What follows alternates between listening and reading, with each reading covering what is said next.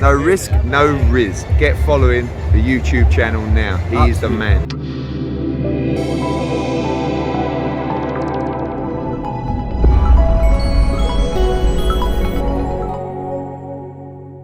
Well, look, like I said, guys, we've got another very special guest in the building.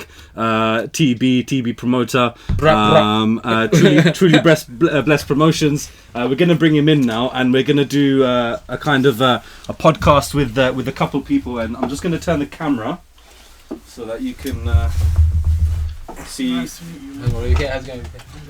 How you doing? All right, brother. Do you want to get a bit closer? Get cozy, because we got this one backup microphone, which alhamdulillah I brought with me, man. I wasn't even going to. I was like, I'm coming to a podcast studio. Why do I need to bring a thing? But yeah, I think it's good that we brought the backup. Listen, at least you're more smart than me. I went to a meeting. They invited me to the gym. I didn't bring my belt. And even today, bro.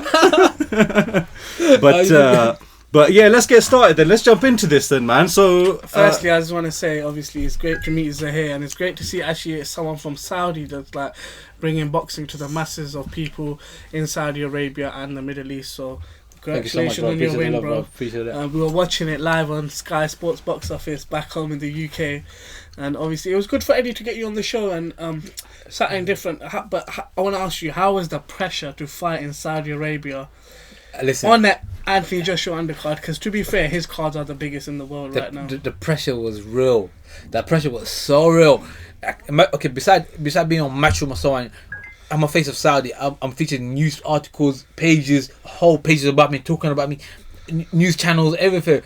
The Saudis are watching me, and I'm representing Saudi. I'm not. Obviously, the pressure was like shit, bruv. This is boxing. Anything can happen here. I can't let anything happen here. I have to be on point. I have to keep my hand up. I just have to be smart, and no matter what, just don't fold under the pressure. The other thing is like, obviously, obviously you're only 8. You were 7-0 at that stage, but most people like 7-0, they get like building fights to build their career. But I was actually quite surprised you were fighting an undefeated fight in Umar Dusri? Yeah. Is that his name? Yeah. From Kuwait. Yeah. So he had the whole of Kuwait backing him. You had the whole of Saudi backing you. That must have been intense, bro. To be honest with you, I had the whole Middle East backing me. He's of the Middle East as well. The Middle East Warrior. Yeah, I had to tell him. He's an undefeated fighter as well, so he was coming to bring it as well. It was. I told him something after the fight. I told him there can only be one Middle Eastern Warrior. There only can be one Arabian Warrior. So, look. When my career is done and dusted, I want to look back at my career. I want to look back at my resume. I don't want to say, I fought this guy. If you look at a lot of pro fighters, if you look at a box rec, they fought many journeymans, and sometimes after a big fight they'll fight another journeyman, and sometimes after another journeyman, and the records builds up. It looks nice. It looks nice. But Lomachenko has done something for me, which is inspired. I was inspired by Lomachenko. Excuse my language. Is fuck all these guys. I want to fight this guy. I want to fight the best. I want to fight guys that will only improve me. Because imagine this: I'm fighting a journeyman now. I don't mention boxer's name, but there was a fighter. He fought what? I think 30 times in 18 months. He had so many fights. You look at him like, wow, this guy he must be good or something. He stepped up to fight for a title, some form of title. What happened? He gets battered. I rather on my first fight or second fight like on my fifth fight, I fought an Olympian from India. This guy was tough. This guy was tall, lanky. He was trying to keep it long. I broke his ribs. But it was a fight that I need that kind of pressure, the tough fight, because only in toughness I become good. That I was watching this, a big journal saying this about Tyson Fury. Tyson Fury does not perform well. He only performs at the level of his opponent. The higher the level, the higher he performs. Yeah, he raises his game. And this is for me. It's like that. It's like sometimes like, what you bring to the table? Do I chill or bust you up? What do I do? So it's good to see that mindset. Obviously, I work with Hamzah Sheeraz. He's got the same mindset. He's like, I don't want to. He's a hell of a boxer, amazing boxer, man. I don't want. Yeah, Alhamdulillah, he's doing really well. He's only 20 years old. Mashallah. As well. So he's WBO European super welterweight champ. But he's got the same mindset as you. He's like, I don't want to have a padded record. Yeah. I want to go through these tests and these tribulations now. So then when I do get to world level, I don't get found out. Because like you're right, if you have a padded record, when it does come to fighting for a belt, or you get exposed. You get exposed at all. So it's great to see you with that mindset, man. Inshallah, my old trainer Richard Williams, Secret Williams, he fought Sergio Martinez at the time. I was talking to him. I was like, Rich, what are you thinking? He's like, listen, you are a fighter. Our primary aim when we jump up in the ring, and this is what I want to do as a fighter. I want to beat my opponents so badly that women cover their face. I don't want to watch it. I don't want to watch it because realistically, I don't want to say like, oh, we are prize fighters, and people want to see. I'm in the ring. Women make some gruesome shit done in the best way, and the best way of making something gruesome happen if you fight someone with high caliber, someone that brings it. You know, someone that's bringing it. Is coming to bring it, and you're bringing it. It's a room for excitement. Not AJ, Wilder and Fury. It's an exciting fight. Why? Because both guys are saying, "Bro, come, I'm bringing it. You bring it. Let's see who wins." And this will elevate your name. And for me, who do you think wins that fight? You know what? My brain tells me Fury. Yeah, but see, Wilder has a gift from God. I remember I was talking to David Hay about this. I was with David Hay a few days ago. I was talking to him. I was like, "Tell me, really." There's Wilder punch. David Hay thinks Wilder's gonna win. I was asking David Hay, there's Wilder punch. He told me he punches very, very, very. He said very 3 times. I was like, what? How very much can it be, bro? He said hard. He said very, very, very hard. I was like, what shit? 3 times? He's like, serious? Yeah, it must be. He's like, he hits you. You feel it. He said, I was sparring him. I was feeling it. He will hit me and so on. He will feel it. And yeah, a lot of people might talk rubbish about, we ain't fought nobody. But to have a resume, to have 41 fights, to knock 39 people out, you're a guy that I believe if I was Wilder, I'll just walk Fury down, set him up, jab to the body. I'll keep this loaded. As soon as I think he's gonna be very patient this fight. Yeah. Wilder. Yeah. Because last fight he was swinging a lot, but obviously because he's fought Fury now, he's gonna be a lot more patient. But Tyson's Tyson, isn't it? Yeah, I think Fury is gonna outbox him. I think he's gonna annoy Wilder. Yeah, he's gonna frustrate him. That's what I think. Him out. That's what he'll be. Hopefully, obviously, we're like British boxing fans, innit? So we want UK. Look, UK in the house, no doubt. But now we say UK in the house, so now we bring overall boxing lovers. I don't. For example, if my friends, I've got 2 more friends, both will be fighting soon. Andre Sterling and Dan Aziz, they're boxing each other. They're both good fighters. For me, my guy Dan Aziz is not that. They're both hell of fighters. If you ask me to choose which one I think, I'm thinking, bro, they're both sick fighters. Dan Aziz beats him though. What do you think? But I'm not getting involved. They're both. We'll show them after the fight, innit? They're both my friends, and I wish the best man win because it's an opportunity for both men to elevate their status to go up. About Dan Aziz, he's a lovely brother. Amazing. I urge everyone to obviously follow him. Amazing. You know, he's a great Muslim brother. You should get him on as well, man. Yeah, you meet in boxing. You meet amazing people, and you know what? I honestly, from a person that participates in many other sports, I believe boxers are the best characters, the best personalities, because we know how the struggle is. We come from, essentially, when you fight, and boxing used to be considered a gentleman's sport, then became a poor man game. Then now it's, in my eyes, it's considered as a gentleman's sport. We all truly are gentlemen. So here, the thing I love about boxing, whatever, obviously you like build up the fights, whatever, but the respect that they have between each other, even though they might not show it in the build up. But afterwards, the embrace, the respect, no matter how much beef you got. You spent 12 rounds fighting each other, punching each other in the head. You're gonna have to... It's a different sort of respect, isn't it? Yeah, but look, it's like, for example, when I hit Omar Dosa in the face, when I hit him with a nice right hand, he'll still stand there. I'm looking at him thinking, took a good punch. Took a good punch. You took that well. I swear, I rock welterweight. Wallah, I rock welterweight. And I hit him, I'm thinking, my guy took a good punch. Well done, him, innit? Well done, It's chopping him down. Yeah. But again, come back to Wilder and Fury. Obviously, we want UK and so on. But see, Wilder in general is a nice guy. He's really a nice person. He might appear hostile and so on. He's trying to promote himself. Come on, he's been world champion for how long? And no one knew about him. 6 years, something like that. Wild? Who? What? Yeah. It's only now. See that we touched on the welterweight. Just a quick question. As you know, obviously we've got our own welterweight here. Amir Khan. He's fighting a lot in the Middle East. In Dubai, Saudi. Obviously, you're the Saudi king of boxing. Even I could call you the prince. You're the Saudi king of boxing. Alhamdulillah. Amir Khan's fighting here, there, and everywhere. A lot in the Middle East now. So, would you step up to welterweight and take on the challenge of a former world champion? If everything is right and everything makes sense, why not? of course, I would love that. It would be a. It's like, look, I think, to be honest, that would be a good fight. I both. I got respect and love for Amir Khan. There's no doubt about so it. have I. I'm just saying, like, because he's fighting a lot in the Middle East. Yeah, why not? And he wants to fight in Saudi because, to be honest with you, It'll be a dream fight. Between us, I don't see him fighting again in the UK personally. Not Why should even he? against Kell Brook? Nah, that Forget fight Kell ain't Brook, happening. man. That fight You don't ain't think it's happening. happening, no? Nah, Listen, 100% that fight. That fight is definitely not happening. Mark my words. Do you think that he's running from him? No. He don't need to run from Amir anyone. Khan He's don't need fought to fight. Canelo. He just doesn't need to, basically. You don't need to. I mean, basically, Kell Brook doesn't have the resume. Amir Khan would not run from no one. If you got in the ring, you know it. Yeah. You know. I know Amir Zuhayr. Khan. Yeah. If you got into the ring with Canelo, Yo, Terence Crawford, Yeah. all these, he's fought 16 world champions Yeah. out of however many fights. Yeah, he's not scared to fight anyone. Come He's on. not scared. Can't. No one can ever say to him, "You're scared to fight him." It's just that, number one, does he need to fight him? No. Number two, he don't want to give him the payday. yeah, why should he? So it's basically. And number three, it's obviously anything can happen in boxing, Yeah. as you know. Yeah. If he loses, the amount of stick he'll get. So It's not worth the think, risk. Do you think that that whole fight, the hype behind the fight, is basically because he's in Eddie Hearn's stable? It's basically Eddie Hearn wants to basically kind what of happened, organise that fight. Eddie signed him on a free fight deal. So he gave him, who was it, Vargas? Yeah. No, first it was Phil LaGreco. Yeah. Phil LaGreco, who he dealt with, mental. that went a bit personal.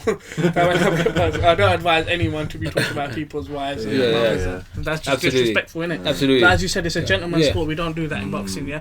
Second was the Vargas, which was a good fight. But Eddie Hearn's plan was to get him them two fights and then do the Brook fight. But Amir Khan got the chance to fight Crawford. We've got a boxer right here, an up-and-coming rising star. If you got an opportunity to fight Terence Crawford, who was a former undisputed... Kell Brook, Crawford any day. Exactly, Like, you real would. talk, like, listen, Just no, a worldwide, isn't it? no disrespect to Brook. Brook is an amazing fighter and so on, but Khan doesn't need the Different fight. league, innit? But if you're asking me, would I love a fight with Khan? Absolutely. I can see that fight happening. And you know what? I actually can. You know what? The way I say it, with me and Khan's a true gentleman. He's a true gentleman, and see, example, I will never give someone a chance dissing me. Kell Brook spent all his time dissing Khan and so on. Why should Khan give him that chance? Yeah. He shouldn't give him a chance. If Khan gives him that chance for him to step up and we have this fight, it'll be an amazing fight. I look forward to it. Because with the Terence Crawford Kell Brook thing, I remember saying to a few people, I was like, bruv, obviously, if you take the Terence Crawford fight, It's the a legacy. the Kell Brook fight is still there for you, Yeah. innit? Win, lose or draw, Yeah. the Kell Brooks. If you fight Kell Brook, but don't have a good performance and still win, Terence Crawford might still say no. Do you know what I mean? Like that fight can only when you bring get you opportunity down like compared to. Lomachenko, Crawford, Canelo, just them three. I'll take it. You have to. Take it. I'll It take don't it. matter. It don't matter. Listen, Like my dream fight. It sounds a bit crazy now talking about. If you ask me, who would I love to fight? I'll fight Right top now, 10. yeah? I'll Current. fight any top 10 lightweights. There's no doubt about this. I'll take any top would it 10 be now. Lomachenko? Lomachenko will be my dream fight. I know it sounds crazy. People thinking shut up by Lomachenko. You know, no, but you know what? I believe I can bring something. I believe I can bring something to that fight that a lot of fighters can't bring. I can switch fluently in both hands. I can punch with my left hand. I can punch with my right hand. I can do. People have not seen what I can bring to. On my last fight, they saw a bit of switching, but they didn't see much switching. Lomachenko only says southpaw. He's natural orthodox, but he says southpaw. His angles gonna be amazing, but if he moves to my left and right, it's something we're ready, preparing for it. For then, like, what's gonna happen? How would I do it? If I'm right here and he goes to my side, do I take a step or do I move my body? If he goes this way, just orthodox. It says southpaw. What do I do? Not many people in boxing can switch right. Yeah. I think Terence Crawford is the best. at it. Terence Crawford is the best. Obviously, you say you're a switch hitter as well. I've only seen one of your fights. Yeah. I'm going to be honest, the one Yeah. on the AJ undercard, innit? But what would you say your style is? Because I see you put a lot of pressure on Omar Dasri. Is that your style, a pressure switch hitter? Or Do you know what? It depends on the opponent. I always change it, and it depends who I fight. But so you're very versatile. yeah, I have 5 fighters that I admire. I love them. I grew up admiring them. Marvin Hagler.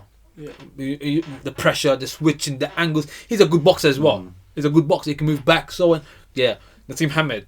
The angles, the punches, southpaw, orthodox side to side, and so on.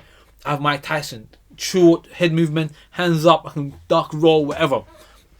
Canelo Alvarez. The way when my orthodox stance set, my body shots, the way I can do it. And the last but not least is my idol will be Manny Pacquiao. Manny Pacquiao. If you put all of them 5 into one, you'll be one great fighter. You're getting straight to the top. This is the mind frame. If I'm admiring people like this, and this is my if role you take a model. little bit from each fighter that you admire, You watch it. You watch it, and like I said, bro, I don't wanna fight nobody. I know people saying, "Raw, if you want to have a big fight, I would." You know, if you not seen Ryan Garcia's fight a few days ago, you know what? A lot of people like Ryan Garcia, and I'm sorry, I don't want to sound like a hater. I will smash Ryan Garcia. honestly, it's exclusive, right? Yeah. I will smash Ryan Garcia. I am not this guy's. Have you seen this guy? He throws a jab. Who? Fundamental that amateur. Could actually be a potential fight for you. Yeah, look, he does this. In Saudi, they'll probably take that. Why would you jab like this and drop your hand? When I jab my hands here, proper here, right. Everything's coming back here. I know with my hand. I'm ducking. I know with my hand. This guy jabbed. Honestly. Why would you jab and your hands here? Watch the video. He's got a lot to learn, but maybe like he's at the start of his career. Yeah, like, right now I'm talking about Ryan Garcia. I'm talking about his opponent. Ryan Garcia took amazing left hook. It was a hell of a left hook. That left hook was shit. He's stepping up. Yeah, he's stepping up, but I don't think he should be ranked number 7. I look. I don't understand. There's a lot of more fighters. Ranking don't mean shit. I swear, it don't mean nothing. A lot of fighters have good ranking, but it don't mean nothing. Sometimes, obviously, you know the boxing game more than most people. Sometimes with the rankings, it's who you know, what titles you fought for. Can I ask this question to both of you actually, because you'll both probably have different perspectives on this. You know, being a fighter and being on the kind of the management, the business side of things, right? Now, when the first Wilder Fury fight happened, I said to my friends, I was like, you know, how is this possible that, you know, like, how is that possible? How is that score? Like, how is it possible that even one of the judges gave the more points to Wilder, right? Yeah. And he was quite simple. He was like, you know what, Ace, bro, like, you know, don't think that this sport is a clean sport. This is a dirty sport. So, what, you know, in that type of situation, right? So for you, for example, TB, yeah. If, for example, let's say Hamzah was in that situation, right? Now, inshallah, I think Hamzah will knock everyone out in his path. But let's say he does get down to like, you know, it comes down to points decision. Yeah. And something like that happened, that dirty happened on Hamzah. I mean, what are you doing in this situation? Are you running to the judges and like, you know, speaking to them?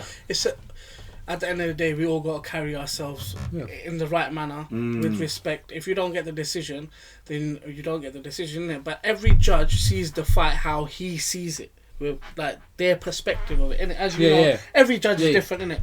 They see it as their perspective. But on a like team side, like if Hamzah didn't get the decision, there's not much we can do. We just got to brush ourselves off and. Obviously, but he's very. I can see like Zuhayr's. They're kind of the same. They're kind of very similar because they're very mentally strong. So even like if you didn't get a decision, you just brush yourself off. Yeah, brush off, man. Go to the next one. Do you know what I mean? It is what it is. You can't go running to the judges and start swearing and blinding because then you're not representing. You're gonna make it look bad, really. You're gonna make him. You're not representing your team as in a positive way because we're all about positive vibes. Stay positive, and obviously we're representing Team HS, so we can't be. Swearing and blinding at the judges because I find boxing is a very, very different sport than most others because really it's like the you're hardest saying sport. It is the hardest like you're saying sport. Like with the team, right? So the fighter, it's not like the fighter has. This was actually one of the most interesting comments I've heard about boxing. This is from Sonny Bill Williams, who I'm sure you guys know, the New Zealand rugby player, right? Who's mashallah, he converted to Islam quite a few years ago. Sure. Not only is this guy a world champion boxer, he's also a world champion rugby player. Wow, right? So the guy is levels, right? And he's a top guy. Yeah, and very, very humble brother. Yeah. I mean, someone asked him, you know, what do you want to do once you retire? He said, I want to study the deen more. And that's the type of guy this is, right? Yeah. But he said, someone asked him, I think it was Khabib. Khabib asked him, like, what's harder for you? Was it boxing or was it rugby? And he said, without a shadow of a doubt, boxing. And he said the reason for that is because when you're on a rugby pitch or in your football pitch or anything, you've got the guy next to you to throw the ball to. As soon as you throw the ball to him, everyone's going to be chasing him. No one's going to be worried about you anymore. You can run, do your thing, and you can get... He said boxing, as soon as that bell rings... Zuhayr knows more than anyone. Oh, what do you say? As soon as that bell goes, there's no team, there's no manager, even the trainers outside. I was actually cracking jokes with my brother father regarding this. He was like, yeah, we're a team, this is that.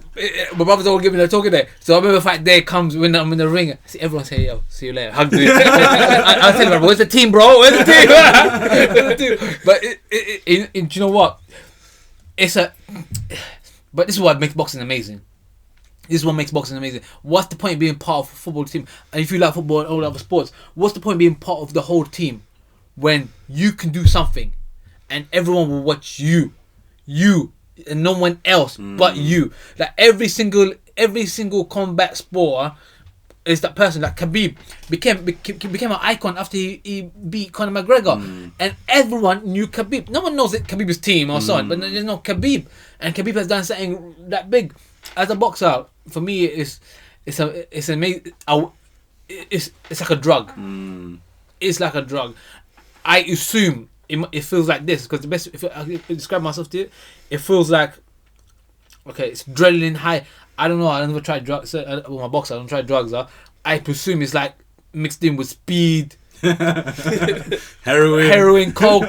Bro, you're like this. Yeah. I remember after the fight, they'll ask me a question. Now, what do you say? I said the wrong answers. I even said the wrong king of Saudi. I got the name twisted. That's the adrenaline, isn't it? Bro, I got everything twisted. I was like, the king is King Salman. King Fahd. I said, it's called King Salman. I said King Khalid. Okay. Who the hell's King Khalid? King Khalid ain't here, bro. Big K, innit? Bro, my brother's called Khalid. My team's called Khalid. I'm like, bro, it was so crazy. Yeah, it's like, you know, if you see Mike Tyson's clip when he was talking in an interview and it was like, oh, what do you say? He's like, I don't know, man. What? Lewis, I'm coming for you. And he's like, he said, I'm the best ever. Bro, I swear, that line, inshallah, you guys remember this. You heard it here first. Inshallah. When I get my world title, inshallah, this is going to be played from my interest. I am the best ever. I'm the most brutal and vicious and most ruthless champion there's ever been. Ain't no one can match me. My style's impetuous. My defense is impregnable.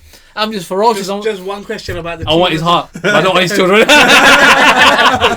You can keep his kids. Just one question as well about the team. Obviously, you go into the ring alone, but how important are the people very, around you? Very important. Your brother, what's your brother, Farhad? Farhad, yeah. Your brother, Farhad, your trainers, your coaches. Very important. Your management team. Everyone plays a role.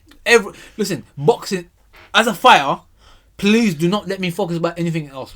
I don't care how important the team is. Do you know what I mean? Don't bring the pressure on me. I don't care about media.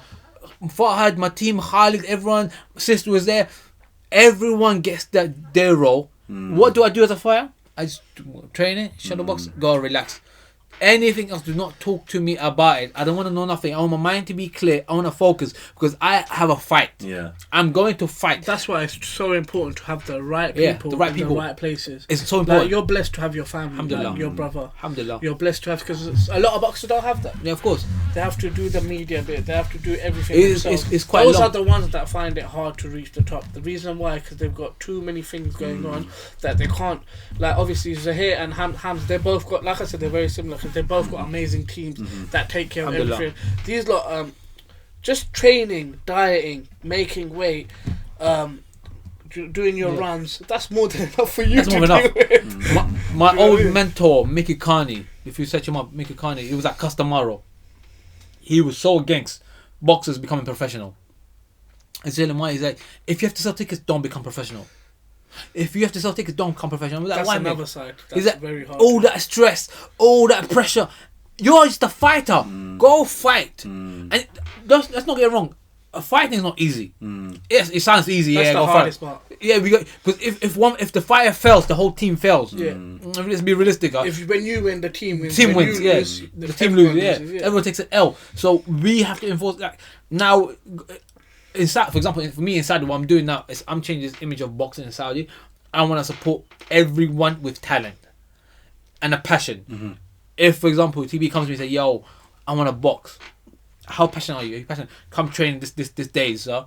If he attends this whole 3-month period, I'll ask him, "Do you want to compete or what?" If he doesn't want to compete, say, "Don't waste my time. Leave the gym." If you want to compete, I'll give him my time. And so, and this is what I want to do. I want to build up and make local talent, local Saudi youth boxing. Because in Saudi, when I went to Saudi, I remember many years ago, I went to join the Olympic squad. I went to the boxing gym. This is actually a funny story, man. There was bags, and this gym was so run down. It was the most run down gym in the world. The bag was like, the rope was like probably 10 meters high. I swear, you jab the bag, you have to run after it. You have to run and catch it, like proper sprinting to catch the bag. Huh? And obviously now it's changing. I'm bringing new image towards it. But I want to look back to the main point regarding, you said, I want to finish regarding Fury and Wilder. Was the decision right or was it wrong? See, Fury is a smart man. He didn't even argue this. Mayweather for Canelo, one of the judges gave it to Canelo, gave a few rounds to Canelo, and if you watch the fight, there was no round Canelo touched Mayweather, or that judge stopped work. She don't work there no more. But the fact of the matter, we need judges that That's because she was employed by Golden Boy. Golden Boy, yeah. Well, that was my point, isn't it? Is like the way that I saw the some promoters. Like they have their own judges. Yeah, like for me, I saw the fight. I'm not a judge, but like, there's no question about it. If you want to give any rounds to Wilder, you give the two where he got the knockdowns, right? It. And he's got 2 rounds out of 10. That's it, right? And he's still behind the card. So for me, it was like, how does that happen? How does it happen that on this world stage, millions and millions of people watching? The promoter and the governing board. Because everywhere you fight, the governing board is different. Like in the whole of the UK is the British Boxing Board of Control, and to be honest, we've got the best board in the world. I think so, yeah. What do you think? What's the difference between the American and the British and the whoever ours else? Is very fair, to be honest. Okay. With you. Yeah. Like it's very fair and just a lot more than like in America. Every state has got their own board. Right. So you've got the Nevada board. Yeah. And then New York got their own one. Right. And then LA will have their own board. Right. Do you know what I mean? Okay, different boards have different jurisdictions. Is VADA testing the same thing, the same board? Nevada. Okay. They have their own testing. Las Vegas, Nevada. Okay, that's what you mean. No, right? he's talking VADA. You show drug testing. Yeah, that's like Nevada. Yeah, we have like UCAD as well. Okay. So here we have UCAD and VADA. Okay. Do you know what I mean? But is VADA more advanced? VADA is more advanced. Obviously, it's worldwide, isn't it? Yeah. They cover the. They do like Olympic drug tests, yeah. But like, let's talking about drug testing. Look, like Jarrell Miller got banned. Yeah. So he wasn't allowed to fight in one state, but then the other state he was. It's like countries, isn't it? Okay. So it's in Britain. So actually, in Britain, if you get banned, yeah. That's it. You're banned at the whole UK. They will not issue you your license. This that. So that AJ Miller fight, technically, if they could have changed it to like Miami, they could have. Yeah. But AJ shouldn't fight him. AJ should never fight him. No, but he won. No, what I'm saying is basically just where was the fight going to be in Las Vegas? Yeah, MGM. So Nevada, the commission in Nevada banned him, but then 6 months later. He was another commission licensed him to fight. Do you see what I'm saying? Yeah. So it's a bit like iffy over there, and a lot of Americans don't get drug tested as well because they don't sign up to it. Yeah, you see, this is the downside of boxing. There's a lot of people. Let's just hope Wilder's not on the drugs. I'd never. No, Wilder. I honestly believe it. Wilder and Fury are 2 natural fighters. Yeah, they are natural. I don't care what anyone says. Wilder and Fury are 2 natural fighters. If you bring me someone like Jarrell Miller, I'm like, bro, this guy's dodgy. Man, he looks dodgy. He looks dodgy. Yeah. Now, Wilder has proven 16 stones. 16 stones. What heavyweight? He's the lightest. He's only 98 kilos. Tell me about it. Oh my God! That's why Fury calls him cruiserweight, doesn't he? Yeah, he's 6 kilo from a cruiserweight. Yeah, 6 kilos. 6 kilos. Which is really nothing. He loses more than that in fight camp. Thank you very much, bro. But this guy, he can. So is that a testament to Wilder then and his strength and his power that he's so light, but he knocks people out like his like son? Zuhayr says, God gifted. Yeah, God gifted. It can't be nothing. Obviously, you can't take my line. I'm God gifted, heavy fisted. God gifted. Is that your name? Yeah, God gifted, heavy fisted. I thought I was wearing the top, but he's God gifted, heavy fisted. But yeah, that's a good name. Alhamdulillah, God, I was thinking about it, man. I like to punch people up. I'm God gifted. Trying to talk about Wilder being good. There's a British boxer that I think you guys should keep an eye out for. Richard Rackport. That's my boy. Richard Rackport is a bad boy. Yeah. Bad boy. His last fight, he didn't do that. He broke his hand. That's why. I think he broke his hand in his first round or second round. He's gonna go to the top, man. He's definitely going to. Basically, Lawrence is gonna fight for a world title now. Yeah. And then Lawrence Okoli gonna fight for a world title in his next he's got fight. Heavyweight in it. Yeah, cruiserweight, same weight as Richard. But he's gonna go up after that, innit? I think what we'll do, he'll win a world title. Probably try unify once and then he'll go up. Okay. And then I think Richard's he's in a rule, man. What do you think about the cruiserweight division though in general? What do you think about it? I don't know it. It's a bit dry. Yeah, I don't know it. I couldn't name you one. I mean, Usyk. He's a heavyweight now. But no, exactly. He's gone up there, hasn't he? Because there's no cruiserweight division is probably the deadest division. The deadest. But it could actually be the most fun and interesting to watch because you've got slightly The fast, thing about the big guys. Do you know what I mean? But no one really. Basically, is in that. cruiserweights are heavyweights that have to make weight. Yeah, that's what it is. That's what it is. Heavyweights is just lazy people don't want to make weight. That's it. Heavyweights that actually have to make weight. They Yeah, have to weigh in at a certain point. But I think, you know, the World Boxing Super Series? Yeah. They made it a bit fun for They made it fun, definitely. When Usyk, because they've got all the good champions, Dodicus, Bradis, Usyk, bought some good fighters. all of them, and they got them all into one pot, and that's why I like the World Boxing Super Series, because you know get all the best fighters. Well, you try to get all the best fighters. That's true. Some of them don't want to know as well. I want to ask you guys a question. What is, if you had to pick 3 fights, you can make these 3 fights, any fights, whatever history you can make, who would you pick? What, current and past? Current and past. You go first, TB. I would make Joshua Wilder. Okay. What, current or? Current or past, whatever. Joshua Wilder is definitely a good one. Yeah. I would have had Pacquiao and Mayweather 5-10 years before it actually happened. 5 to 6 years before it actually happened. But that would have been at their both primes, because Floyd's very smart in it. He fought him when he wanted to fight. Yeah. Do you know what I mean? Smart. Yeah, and I make more money. He's a businessman, man. Boxing's business. Yeah. It's a sport-based business as well. 100%. The other one probably Lewis and Tyson when they were both at their prime. Let's do it. That's good. Their prime. That's definitely sick. Just say, I think 4 or 5 years before it happened. Definitely a little. Because I think that fight happened a bit too late as well. I agree. Because if Tyson was the same animal that he was, it would have been a totally different fight. 100%.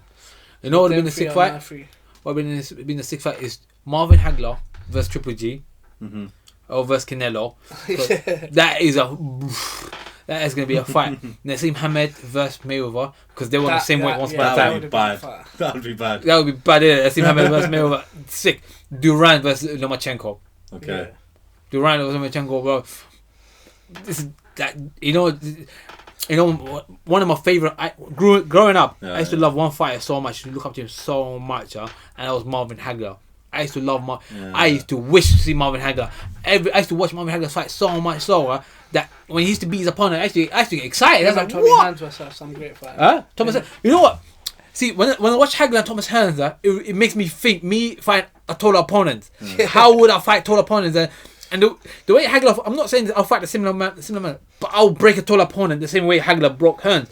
And Hearns, that right hand, Hearns, it's like a shotgun. It will blast you away. What gonna tell me your 3? What's your 3? My 3, I think mine aren't going to be like as scientific as yours. Mine is from a fan's perspective, because that's the 3 type of people we've got in here, right? You've got the fan, you've got the promoter, and you've got the fighter, right? So it's going to be very different. So for me, I would want to see Ali Tyson. That's sick. Oh, yeah. Because that's a sick fight. That's the one that everybody wants to know, right? 2 different styles. Completely 2 different styles, but the greatest heavyweights, you know, that have lived, of right? our generation. I would go for Nassim Hamed Mayweather's sick one, but I didn't think of that, so I can't claim that one. I was actually thinking Nassim Hamed and like Amir Khan or someone. Right, my Khan's too big though. But that's He's the on thing. the fight talking from a fan's perspective. Yeah, just from a fan. Who would I want to see? He's running way out the window. Yeah. I'm saying I'm gonna be like, whoa. He's running way out the window. Yeah, trust me. And then the last one, I'd be in there with like someone else as well. No, I'm joking. I would have the last one. I would have. Is that chocolatito of calling Americana out? I would. I mean, just looking at today, right? I would want to see Fury AJ. Yeah. I think that would be sick, because you've got AJ who's proven himself. I mean, he's beat come back. some of the most amazing fighters, you know, of our time. What, Andy Ruiz? Do you think he beat him fair and square? He outboxed him, but if you're a champion, it don't matter though. But listen, if I take in your belt by force, that don't matter. Don't you think it matters so much? You win the fight. If you got outbox him, that's just being smart. That's the only way you can beat him, though. That's the only way you can beat Andy. But okay, if you know there's only one way you can beat a fighter, are you not gonna go that way? Of course I would. There you go. I actually said to people, I said the only way that AJ can win this is if he dances around. You know what? If he dances around. To be honest, let's be honest as well, Nazir here. The money got to Ruiz. Yeah, of course. So obviously, when you come from nothing and you got 20 million in that account, obviously it's gonna affect you. You guys, I'm gonna tell you something you guys don't know. It affected him physically as well. I'm gonna tell you something you guys don't know. Andy Ruiz came to Saudi Arabia 3 weeks early, right? Man was eating But Monday he and didn't even Hamzah, train. right? Monday, But he didn't even train. These Arabs, my people, unfortunately, do not understand boxing now. They assume, wallahi, they assume meat and rice gives you power. Yeah? So they abused Andy. And you know, mashallah, Andy being a heavyweight, he has no weight limit in there. Yeah. So he was like, come, eat here. Andy was eating. And the guy was telling me, like, bro, wallahi, bro, Andy was eating like there's never tomorrow. And they kept stuffing.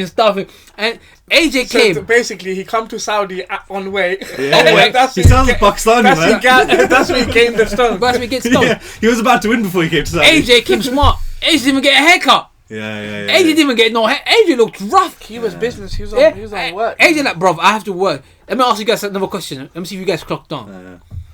AJ style. Who did he look like? Ali. No. No? Who did AJ fight like? Come on, man. He's retired not long ago. Klitschko. Yes. Oh, you reckon? AJ had Klitschko in the cap 1,000,000%. Okay. No, I'm 1,000,000% sure about this. He was moving like, watch the fight again. He was moving like Klitschko. Punch, grab. Yeah, punch, grab. Right, punch, okay, grab. okay, punch, long, move, grab. Klitschko loves AJ though. Klitschko, Yeah. I mean, he was the guy that kind That of was probably one dethroned of the greatest Klitschko. fights that I've been to live. Yeah, AJ. Oh, you AJ seen fight, it, yeah? Yeah, I was live. Wow. Ringside. Yeah, I was Nah. ringside. I was ringside as well that day, bro. Were you? Yeah, bro. So where's your actual training camp? Is it here or Now I'm in training camp here. where do you Actually train? I'm actually trying to consider a few places. I'm probably go Sheffield. Try to work Sheffield was What gym? the Ingles was see. You know Nas? Naseem Hamed, yeah. Nas Ahmed. No, Okay, he was there. He was with AJ in the camp. He's up there, isn't it? I don't even know. But as a stylistic, they use both hands. Okay. I need to find a camp that understands the But style. there's only one camp in the UK then. Ingles, in it. Well, how do you know that, TB? Because all the switch hitters, Yeah. naturally, that's the best Ingles. gym for you. All Because basically every gym has their own style. And obviously, where's the hair saying I'm a switch hitter? I do it naturally. Then the English is the only way. Right, like for example, I remember. So he understands that gym. They understand your style of fighting. That's their style. That's Right, okay. That's the their trick. style. Yeah. Okay.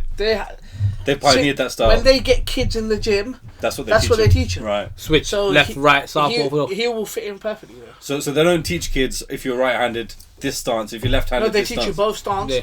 but not like I said earlier. Not many fighters can switch properly. Okay. Only Terence Crawford is the best at it. but But fluently. then you got people like Billy Joe. He can do it. Billy Joe switches. He can do it. Okay. He can, if he wants to. And then obviously Naseem Hamed, switch hitter, come from there as well. Even Kid Galahad maybe can do it a little bit as well. Like, I mean, I was training Kell my trainer. Brook can't do Yeah. Kell Brook's rusty, man. I swear. I mean, I personally think he's done. I think it's, you know what? He ain't never gonna win a world title now. Them eye sockets are not the same. But that's it. The eye sockets are Once gone. you've had damage like that, Eye sockets, quit boxing. But I don't understand. He tried. You know what? Kell Brook is. that was the biggest mistake he ever made. I don't want to sound like I'm banning Kell Brook up or anything, but Kell Brook is a shadow of Khan. Whatever Khan tried to do, Kell Brook tried to do better, but he fails. Khan fought Canelo. What did Kell Brook try to do? I'm gonna take Triple G. He made the biggest. He fought a puncher. I'd rather fight But Canelo. you'd Triple G. rather, like, You know why? if you look at both outcomes, you'd Canelo knocked rather you out. got knocked out clean, Yeah, or get broken.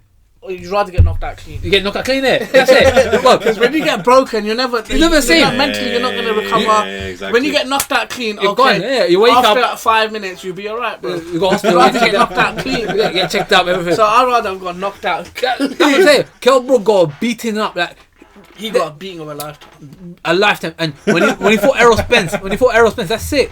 It's Imagine when he's in the ring now, yeah? Like he's trying to evade Bro, these you shots, he's getting you touch bombed. him. In the back of his head, he must be thinking, my eye. You know what I mean? Yeah. That's basically what it is. But you know what it is, bro? See me, like my training now. Before I start hitting camp properly, what I do, the secret is I have a deep tissue massage or a sport massage. I have that and get some cupping, clean out my whole body and go properly. Start smooth and just get a repeat every week or so, every 2 weeks or so. But just have that routine there. And a lot of fighters tend not to do this. I was surprised when Gamboa fought, what's his name, Gervonta Davis, and his Achilles went. I don't know how, because he dropped in it. He dropped and he I went. don't know how you done that. And the commentator was actually saying he just put his shoes on fight day. He put his boots on fight day. I was thinking, how did these guys get injury? Like I remember when I fought on American's undercard and fought Billy Dip, I broke my left hand before the fight. Before Did the you fight fight. on that card as well? Yeah. I broke my wrist before that fight. So I was coming to my opponent. I was thinking, shit, man, it is what it is. I'm gonna throw this. It's only 4 rounds. What's the worst can happen? What happened? I broke my other hand. Innit? I beat him up. The guy went to hospital. I broke his ribs. If you want, hey, some nice good rib shots, huh? But I broke both of my I wrists. see that fight as well. Yeah, I'll show you. I got nice good highlights, huh? Yeah. I broke both of my wrists. But since I broke both of my wrists, I've been taking extra care of my hand. The way I train now is different from the way I trained before. It takes me an hour to warm up. Right. Okay. People ask me how many hours you spend in the gym. I tell them in theory 3 hours. I spend like almost an hour just warming up, just purely warming up, getting soaked. Like, I'll be soaked in sweat before I start punching anything, hitting it back. Do you train with like the radiators on and stuff like that? I like a hot gym. I don't like a cold gym. I hate it when it's cold. When it's cold, it's depressing. It's so. I remember my coach used to make me. One of my amateur coaches used to make me run during the cold. It was snowing, and he'd be driving his car. Where did you have your amateur career here? Or? Fitzroy Lodge. Here, yeah. Yeah, UK. I went to. I was lucky enough to. Again, I was the only Saudi in history to ever have as many amateur fights as no one has done it before. I had 55 amateur fights as an amateur, 55 from Fitzroy Lodge. So you I lost got a fight. good amateur pedigree, then. And I fought some of the best names in the amateurs, winning both novices under 10, under 20, London ABS and Harrogate.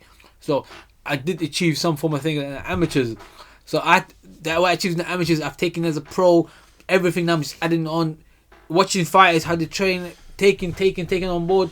Apart from Lomachenko, who do you think is out of Haney, Devin Haney, Ryan Garcia, Javante? Ryan Garcia's not on the list. I swear. Out of Devin Haney, Javante, and who's the third one? Who's the best? Fino Lopez. Okay, yeah, to Tiafimo. So out of them 3, who do you think is number 1? That's actually very hard. Devin Haney is really good. Devin Haney, Javante Davis, or Tiafimo? You know what? I'm gonna go for Tank, man. I like Tank, man. I like Davis. There's something about Davis. David. He is small. He's shorter than me. He's small, man. He's shorter than me. Yeah. I think it's Devin Haney. Devin Haney is skillful. He's sound. He is skillfully sound. He does almost everything right. Everything does it right. Huh? Why did I choose Javante Davis? Because power. Not because of power, because it kind of reminds me of me. I'm coming to fight there. I can't pick a fight that has different style to mine. That in my division now, I lightweight. Who do I like? No fighter. I don't like no one. No, because we're gonna build division. Yeah. I don't like none of you guys. I think all you guys is shit. Huh? The only thing Javante Davis because I think Javante Davis resembles the aggression, the forward, the pressure, and so on. He brings that forward. So I look at that and put me into it. I think okay. I see Devin Haney. That's where you want to get to. Yeah. I see Devin Haney. Devin Haney is amazing. Defino Lopez is sick. Defino Lopez is the Richard something. Who's that, sorry? Defino Lopez. Teofimo. For Richard something for the IBO title. IBF title. He just won it. Richard Comey. Richard Comey. He knocked him out with a devastating right hand. And he wasn't even meant to win that fight. It was a 50 fight. Yeah. But I don't rate Comey that much. He came in as a challenger. Comey was a Defino Lopez. Yeah. See, this is what I love. I love being a challenger. Even now, people say, "Oh, you're a champion." Now, Teofimo's going to fight Lomachenko. Lomachenko's I going to think beat it's him. way too early for him. It's too early. He shouldn't take that fight. It's way too early. But see me, the only reason I'll take big fights now and so on is because, bro, I believe, honestly, fundamentally believe, with the right camp, the right team, top 10 fights won't be a problem. Literally, top 10 fights will not be a problem. When's your next fight? When you next start? Around June time. Are you going to fight in the UK, yeah? I'm trying to fight in the UK. If I fight in the UK, there's few names I would really want to... Who would you want to fight here in the UK? I heard Josh Warrington come back to lightweight, yeah? He keeps going to lightweight. I would love to go to Liverpool and beat him in Liverpool, innit? Leeds, sorry. Leeds. There you go, yeah. Beat him in Liverpool. He'll probably go up to super feather. Yeah. I know Lee Silby is in my weight division. He comes up to lightweight. He's lightweight now. Yeah, he's lightweight. I would love to get a fight with Lee Silby. Lee Silby is a gentleman, excellent sportman, but he's a my weight, unfortunately, so... Let me get cracking in there. I mean, at least, you know, one thing I love about British fighters, honestly, they have an easy name to say. I remember I was meant to fight some Chinese guy for the Asian title.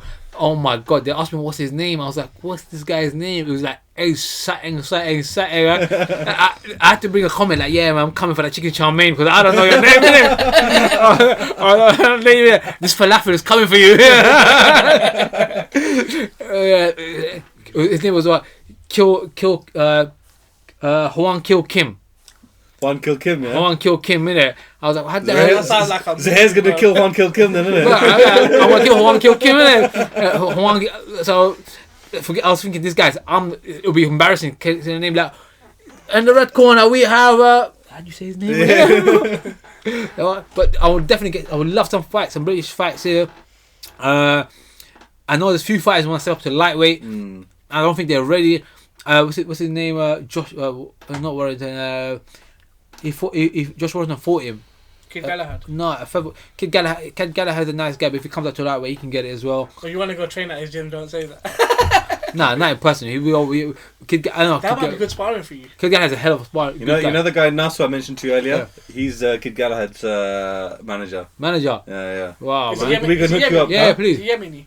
Who? Yeah, no, he's no, Yemeni. Pakistani guy. Kid Galahad's Yemeni What's though. his name? Oh, Kid Galahad. Yeah, Kid Galahad. Yeah, I thought you were talking about the other guy. Nas. Everyone in Sheffield is Yemeni. I swear. It's A lot of like, Yemenis though. huh? A lot of Yemenis. A lot of Yemen. We know what is. Well, Prince Nassim was from But there this as is- well, wasn't he? Barry's a top guy as well. But this shows Islamic history in the UK. Yeah. This shows when Muslims have been in the UK from long. Yeah. Long time, long. We've been. I'm surprised when people tell me go back home. Like, bro, go back home. But you talk about Muslims here back years ago. What you talking about? This is home. It's been around. The Yemenis been there from long. So everyone in Sheffield really is Yemeni. Everyone's Yemeni there. I hardly met an Asian there. And when I came here, I met an Asian. I had to ask me, Yemeni or Asian? Let me ask this question then.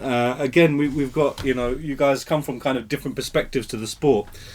Talk to me about, because you're saying a lot of names here, a lot of boxers here, and obviously the way that I see it is that it's only when the casual fans get involved is there like this huge explosion of money in the sport, right? So Anthony Joshua, his fans are generally casual boxing fans, right? They only want to watch because it's Anthony Joshua. Yeah. They won't watch the Fury Wilder fight. So the money really only Casuals will watch this Fury Wilder fight. Yeah, absolutely. Because now the hype has been built, Yeah, right? the last one maybe not. But when when it comes to like money, because this is. I personally think before you finish your question, Yeah. I personally think only 5 to 10% of boxers earn real money that they deserve. This is what I'm trying to come do on you to. I agree with things similar. You know Yeah, the I do. Princess paid you well in your last fight. I'm still grinding, bro. But you know what? It's how you promote yourself. I honestly believe how you promote yourself. Like Ryan Garcia, for example. The reason he's making money in boxing, really, is because he's got a large fan base. Large fan base, more predominantly all girls, isn't it? Well, you see KSI, Logan Paul. Yeah. I mean, they have zero experience in Thank fighting, you very much.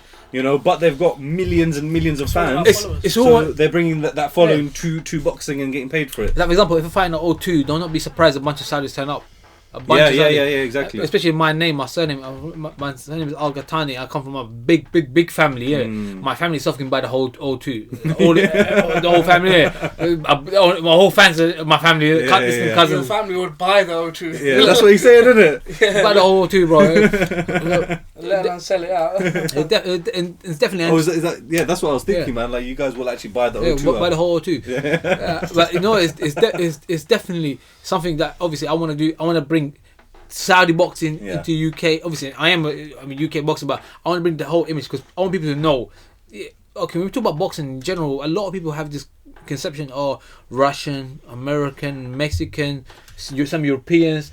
We only had a handful of Asian boxers, really, and a small amount is what I think. We have a lot now coming through. 4, 5 world champions now. 4, 5 Asian world champions. It's good. It's growing. I love it. This is how boxing should be. Boxing is not only restricted to Europe and America, but this is why I want to bring the Saudi part to it. I'm Saudi. It's good to see that you're the flag bearer of Saudi boxing. You're gonna have a lot of kids looking up to you. Like Amir Khan was in your position 15, 20 years ago. Yeah. Now we've got hundreds and hundreds in the amateur game. He paved the way. That's what I'm saying. He paved the way. The day. He's the gatekeeper. I remember when Khan. You're going to be the gatekeeper for the Saudi. You know why that is as well, because people generally tend to when they look at someone else that looks like them, that comes from a similar background from them, and they see that they've broken through a certain limit, that kind of in their mind breaks limits that they have in their mind. They can't say, for example, oh, that guy's white, that's why he's world champion. no, this guy is Saudi and he's world champion. That means any one of us could be world champion, isn't it? Exactly. Aim is to inspire and spark the mind, because there's a lot of kids. Unfortunately, when I speak to kids, when I'm privileged enough to go around and do some youth work and around kids. And I'll speak to them. A lot of them have no dreams and so on until they see my fights. Honestly, they still see my fights in YouTube and so on. They watch my fights and they see what the people at my runs. They're inspired. They're inspired and they admire it. They want to do it. They have goals. But this is the primary aim. Is for us. Essentially, when I say us, it's us Asian Arabs to come forward and demonstrate our skills. Because let's be honest, I don't think Mexico got anything on us Asians or Arabs, though. I don't believe so. They're tough, we're the Mexicans in the UK. Yeah, we are. See how the Mexicans are running American yeah. boxing. We're gonna be give it 5-10 years. 100%. I said this to 100%. Hamzah on the podcast that we did. I said, why is it that like the world champions only come from England and America? You know what I mean? Like there must be some fight out in like flipping Botswana or something. Exactly, yeah. The opportunity. Yeah. To fight. So actually, yeah. Now, as obviously as a promoter, as a boxer, what are kind of your roles when it comes to kind of building a profile? So for yourself, for example, how are you gonna build more of a following and a profile for your fighters to then capitalize and kind of make as much money? Because it's a sport which has an end date. But it's not like football where you get paid, hundreds of thousands every single week. You have 1 or 2 or 3 paydays kind of in the year. Yeah. And then those paydays personally leave you for the rest of your life. You need to kind of do what you need to do, right? So the main thing about building the following is you got to keep winning. Yeah. You have to keep winning. Knockouts help. But you just got to keep getting that W. I think it's easy as the that. Next one, get the next W, and you got to have a clean cut image as well. Right. Okay. So like, obviously, Zuhayr, I haven't heard nothing bad about him. Okay. I thought about making him clean cut. What's his podcast? Who knows? Hamzah, Akib, like the fighters that I work with, like they're humble Akib boys. Fayaz, Akib Fayaz, they're humble boys. They've got they're grounded. Yeah. You know what I mean? I've never met Hamzah before, but I've seen his videos. He's a nice guy. You got to believe in themselves, but then they're humble. You can relate to them. They're normal people, but they've got a clean cut image.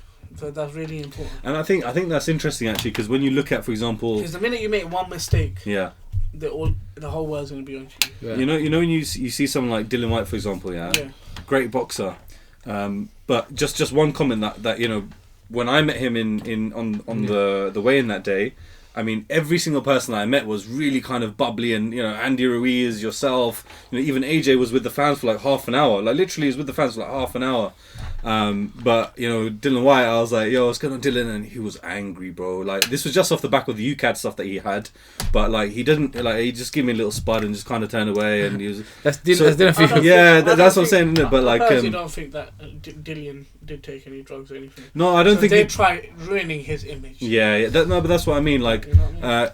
I can appreciate that he was probably angry about it and everything like that, but the fact that he's not kind of spoken about in the same light as Wilder, Joshua, Fury, I don't think it's necessarily about the skill. I think it's more that those three had an opportunity to showcase their skills, and that's why they're there. But when you see their personalities, Wilder, very, very nice guy. Fury, very, very nice, open guy. AJ, obviously fans love him.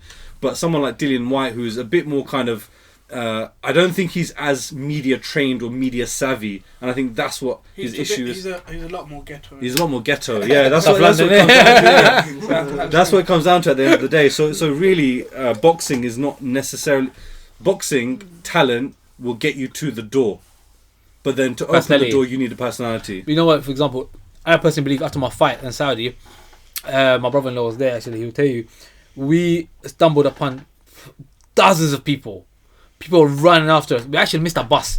We missed the boxing bus for the team, innit? We had to get a civilian bus there with a belt wrapped around it. So what happens is I will stop and take pictures with everyone. Why? Because growing up, I remember I used to admire a lot of fighters. When I see some fighters, I just try to take pictures of them, and I never get the opportunity to take pictures of them because it'd be difficult. They'd be running, and I thought to myself, you know what? When it's my goal, I'm gonna do the opposite. You gotta give them time. I would give as much time as possible.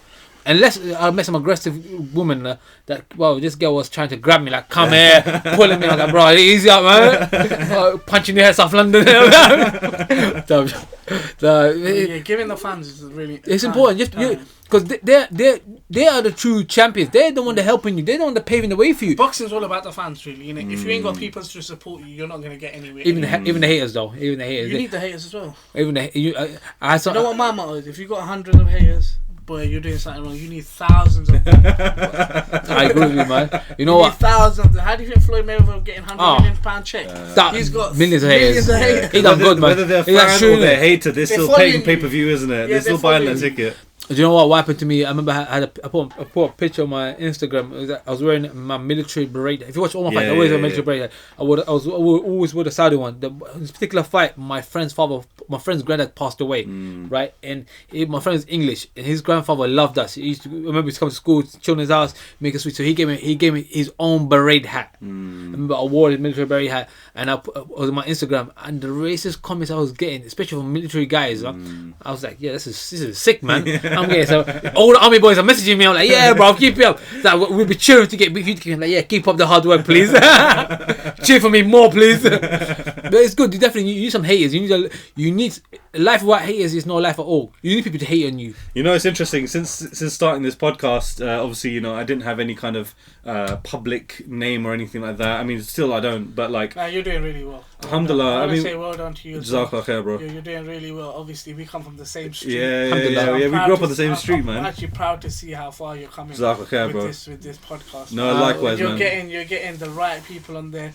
Like obviously, like Zuhayr, you've had Hamzah, you've had other top Muslim influence as well. So absolutely. Well done to you, man. Thanks so much, bro. Thanks so much. And you know, like I said, like, you know, since, for example, some of the podcasts I put up where there's been like hundreds of thousands of views and stuff like that, the comments that you get, when it first came, I was like, why is this person hating on me? Like, this guy, you know what I'm saying? Now I'm like, yo, like, hate, yeah? They're watching it though. You're watching it, yeah? You're engaging. Weird. Bro, please repost it. Trust me, because what they don't realise is when they comment, right, it's adding weight to my thing. It makes YouTube know that people are commenting on this. Yeah. We should promote this. So, yeah, absolutely. Because, like, think about it. When people hate on you or people hate on you, what are they doing?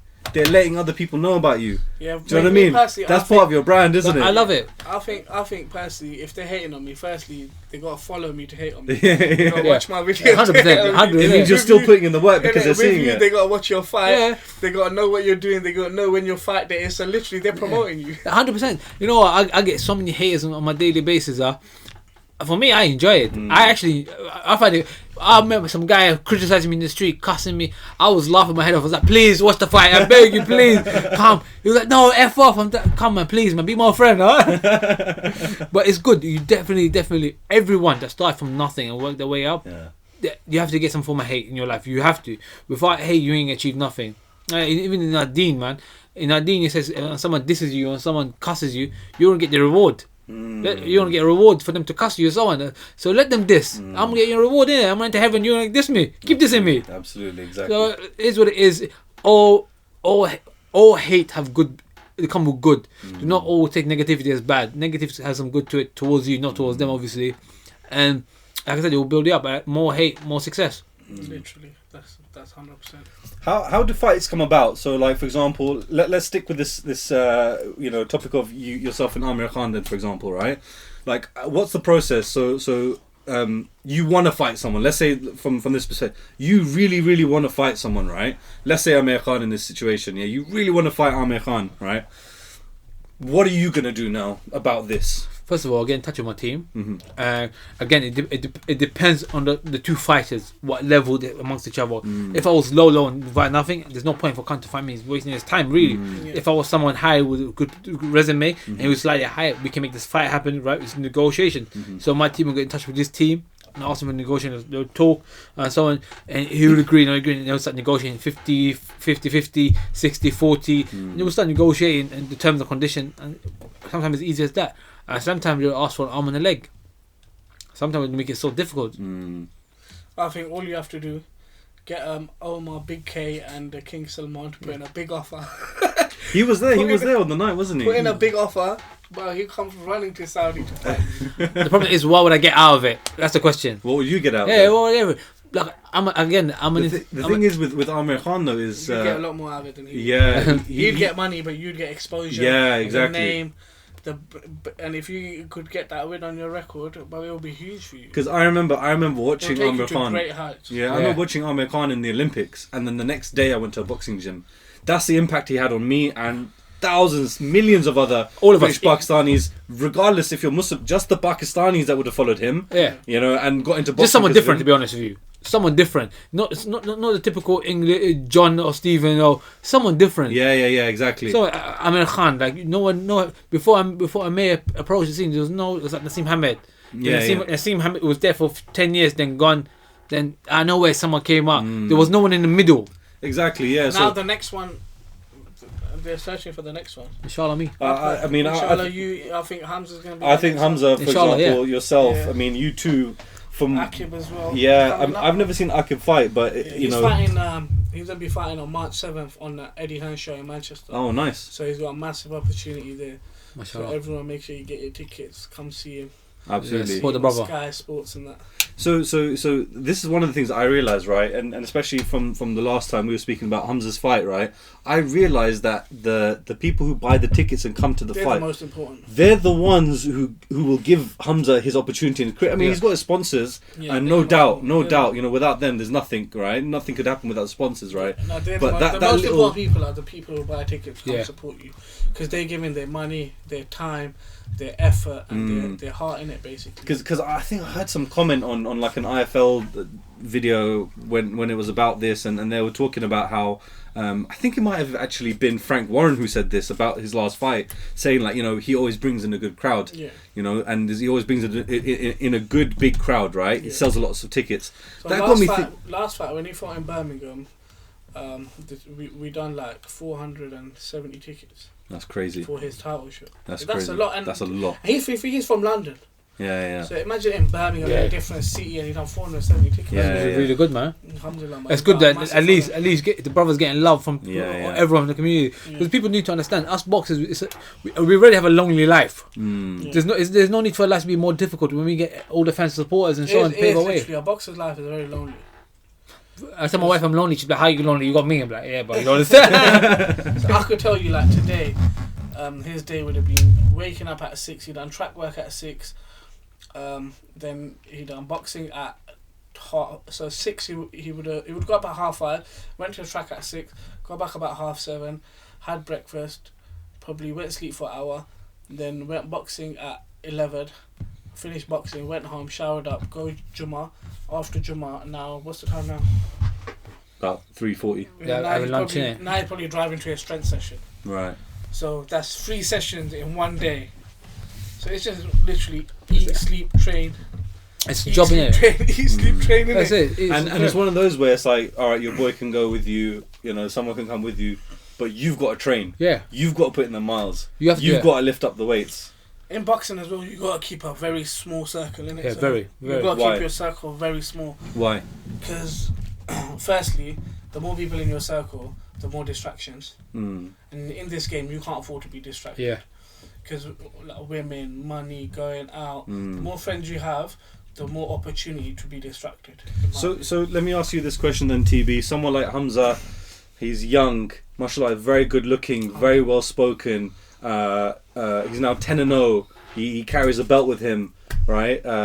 He doesn't carry the belt with him. Like you mentioned that you're already married, right? But how do you need to, or how does Hamzah himself kind of keep himself grounded? How do you make sure that, you know, these distractions are kind of kept away from him and stuff like that? Get married ASAP. Firstly, I think it's his upbringing. Okay. He's had an amazing upbringing, so Mashallah. his mother and father, Yeah. and they've instilled discipline in him. But he's very disciplined, man. He's very disciplined. I ain't gonna lie to you. He probably gets hundreds of DMs.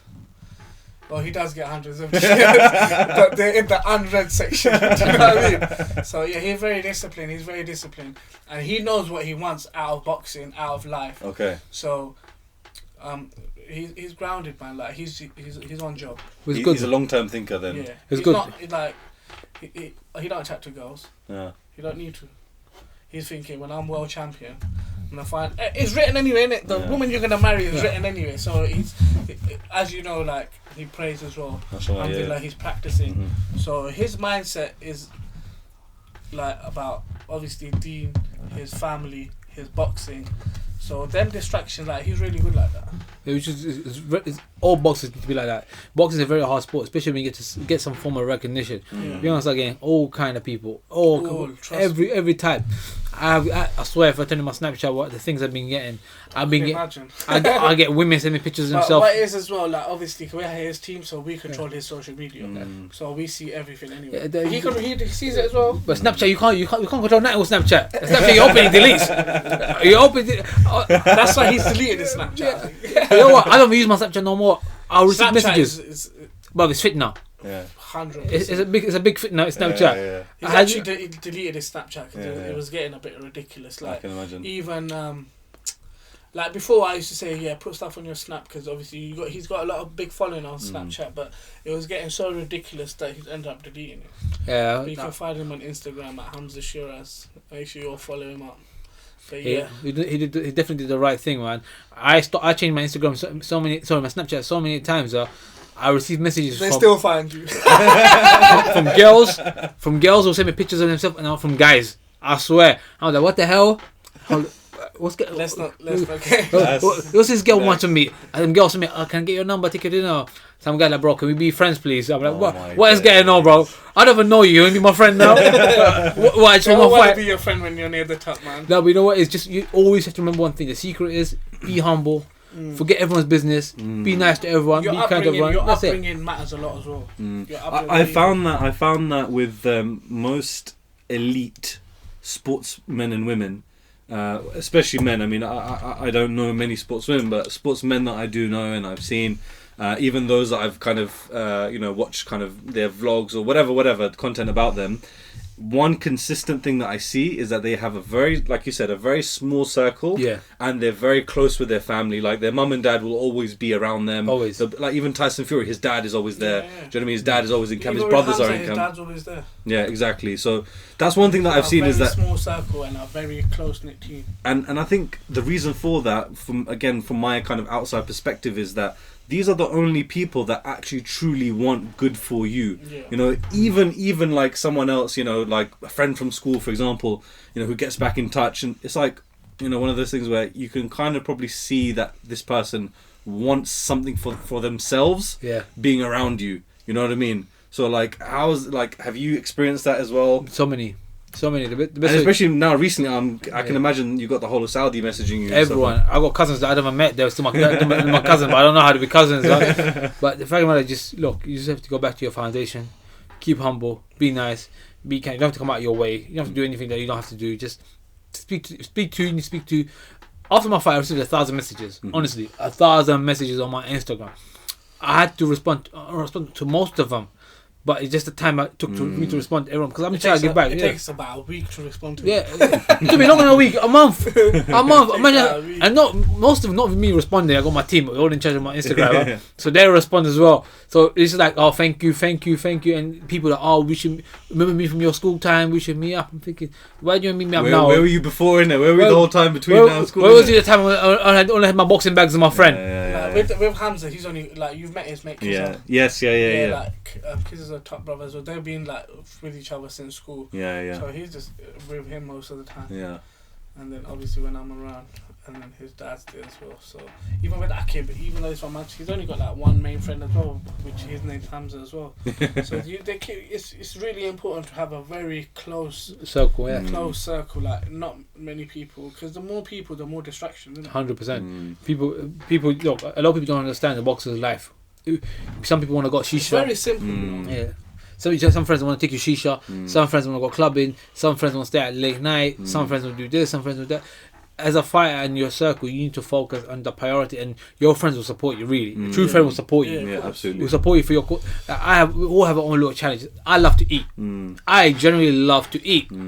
I go to I'll pass a restaurant and see it looks nice. I'll stop the car and go eat. How you make it lightweight then? But I'm saying, this is what I'm telling you. My friends, my team will not. Inside it was funny because I had the whole team not eating in front of me. The whole team would be eating salad, keeping it healthier. But literally, I'll be walking past the room at night time. And you can smell it. You can smell KFC. Like, you guys eat KFC? No, KFC. But everyone's just supporting the cause, which is beautiful. Yeah. That's when you need a team that supports you, understand the frame, understand the goal, and in the day, I believe this. My success is my friend's success. 100%. When you win, your whole team wins. Yeah, the whole team wins. Everyone wins. It's one of those things, though, isn't it? Like when when you win, the whole team wins. Yeah. But when you lose, the whole team loses as well. the whole team loses. Yeah. Do you feel that as well? So for you, TB, obviously you and Hamzah have known each other for a long time, so you've got more of like a brother relationship. Yeah. For like another type of promoter, right? So say if you said that you don't have like that management type of thing right now. So if another manager was to come in, let's say for example, Eddie has a problem, but let's say a manager was to come in, and how do you know that he's got your best interest and not his own? First of all, my team will discuss with him. We'll talk to him and so on, and see we'll do all the affairs and so on, and make sure everything is written on papers. Yeah, everything's being paid for. To be honest, his real manager is probably his brother. Yeah. Right. Someone that cares about you the most, isn't it? You know what I mean? That's just for official, innit? So like Hamzah's real manager is probably his dad. I'm helping. Then we got Adam as well. But everyone in our team, they're genuinely there for him. You know what I mean? Whether we win, whether we lose, we just go on to the next one, and that's what happened. Let me ask you. You can't say that like Zuhayr's never gonna lose or Hamzah's never gonna lose, because a journey has ups and downs. You're always gonna have ups and downs, but that's when you find out who your real people are. Like Sergio Martinez, he goes, when I won, I used to have thousands of messages. I had 1,000 messages when I beat, I don't know who it was. Yeah. And he goes, when I lost to Miguel Cotto, I had 3 missed calls. 1 was private number, and 3 was for my mum. Yeah. So that sums it up as well. Exactly same thing. My mum always calls me up after every fight. The first person I call is my mum. I have to call my mum first thing first. Speak to her. Speak to my closest team. I think the hardest people to watch you fight is your mother, isn't it? My mother. She came to one of my fight when I'm at Khan's undercard. My mum was even there in the ring, in the stadium. What the hell she was gone? I don't know, but she disappeared. We had to look for her. She don't know how to use a phone. So we was looking for, where's mom? I know mom was in the club in there. So a lot of people in the club like, mom. We all grab every woman. Mom, get off me. It was like, she didn't even watch my fight. Huh? She just said, Zuhayr Al Qahtani. She's like, I heard you won. But did you watch it? No, I heard it. Where did you hear it? You're in your head. You like, no, I went to the back. Why I can't watch the fight? But imagine, innit? Yeah, it must be difficult for someone to see. It's hard for me to see them fight. Imagine what their mothers feel. You must get nervous. You must get nervous when Hamzah walks in the ring. I get nervous, but my brothers start shaking. He doesn't get nervous. It's crazy because the fight, as fighters, we're like, okay, we're ready to get. We've got confidence in him. We know he's gonna go there and do the business anyway. No, of course, but the whole team, everyone gets nervous. No, but I think that's part. That's try not to show it. That's almost part of what the team does. Is the team absorbs all the nerves, doesn't it? And you don't get nervous. Like I bet you get a bit nervous. Me. Look, okay. See, nerves is good. Obviously, every fight I get scared every fight. I get scared every fight. I'm not scared of the opponent. Hell for the opponent. I don't care. We're going for a fight anyway. It's a fight. So I'm going to smash him up. I just don't want to look bad. I don't look bad in front of my mum. To be honest, this is my main priority. Look bad in front of my mum. My mum is first. Everything. I think the worst bit is like when they say, you got 2 minutes. Yeah. And then boom, you're ready. Like the nerves. And you it's quickly shadow. Whatever. Yeah. And then. The 2 minutes up, no one's come.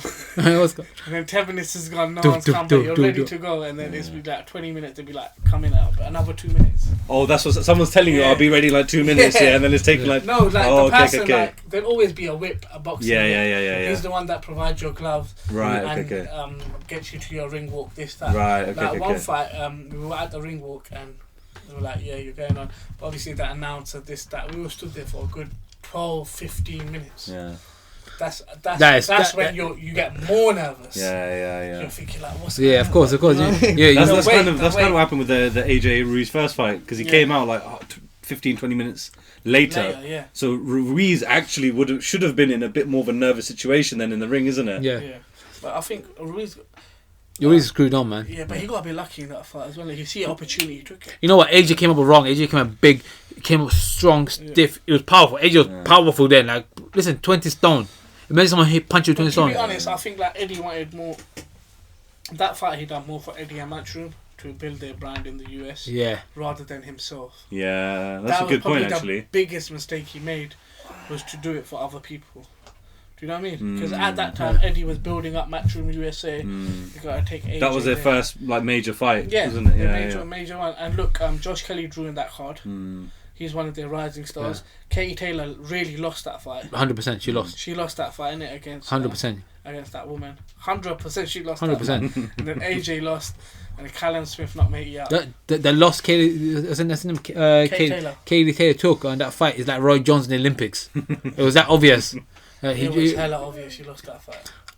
I think that actually, like you said, it did the promotion team wonders. No, I mean the AJ's loss. Yeah. That probably did wonders for Eddie Hearn. Yeah. Because he got 2 super huge fights out of for the price of one. Yeah, basically, wasn't it? Because everyone was like, oh no, the AJ's career's over. And he got something like that as well. Yeah, exactly. Boxing to you Saudi. know what? That is qadr of Allah. Do you know what? Wallahi, It's qadr of Allah. If that didn't happen, I swear. if that didn't happen, I mean, we wouldn't be sitting here today because we met because of the AJ Ruiz fight. SubhanAllah, I didn't even clock that, but it's qadr of Allah that lost, and now SubhanAllah, it's opened opportunities and doors for like you. Zuhayr was saying earlier when I was listening, I think like boxing in Saudi is going to be huge now. It's picking up in such a way. I'm telling you, like, AJ's going to fight next in the UK. He's definitely going to fight again in Saudi. Of course. Eddie Hearn saying that the Fury AJ fight most likely will be in Saudi. Yeah. Do you know what I mean?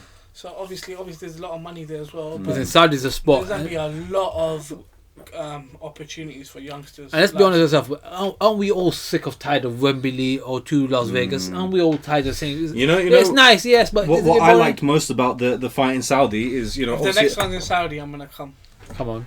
As a Muslim, I go to sporting events, and the people that are there, they're nice enough, but obviously everyone's kind of drunk off of alcohol and they're going a bit crazy, and for me it's a different level. Yeah, of course. When I was in Saudi, I swear to God, man, all the food was halal. Oh, come on. The hot dog stands. Oh, bro, come on, man. Like, you can actually eat there. You can go there and you can eat. I'm saying. Not to cover your nose at all. Exactly. I watch a lot of IFL and like boxing YouTube channels.